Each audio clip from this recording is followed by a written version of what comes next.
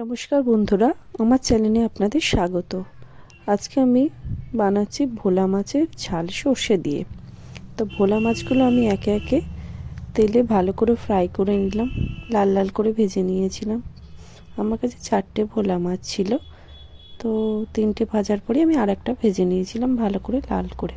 ভেজে নিয়ে তারপর আমি কড়াইতে কালো জিরে আর কাঁচা লঙ্কা দিয়ে দিয়েছিলাম। তারপরে সর্ষে বাটা, তার মধ্যে একটু হলুদ গুঁড়ো আর নুন দিয়ে অ্যাড করে রেখেছিলাম। সর্ষেটাকে আমি বেটে মিক্সিতে একটু ছেঁকে নিয়েছিলাম, এতে দানা দানা ভাবটা যেন না থাকে। তারপরে আমি এটা হালকা একটু নাড়াচাড়া করে সর্ষেটাকে কিছুক্ষণ ফুটতে দেওয়ার পর মাছগুলো অ্যাড করে দিয়েছিলাম। মাছগুলো ভালো করে ফুটে সিদ্ধ হয়ে যাওয়ার পরে আমি একটু সর্ষের তেল, কাঁচা সর্ষের তেল উপর দিয়ে ছড়িয়ে দিয়ে আর ধনেপাতা কুচানো ছড়িয়ে দিয়ে মাছটাকে একটু সামান্য কিছুক্ষণের জন্য ফুটতে দিয়ে তার মাছটাকে আমি নামিয়ে নিয়েছিলাম।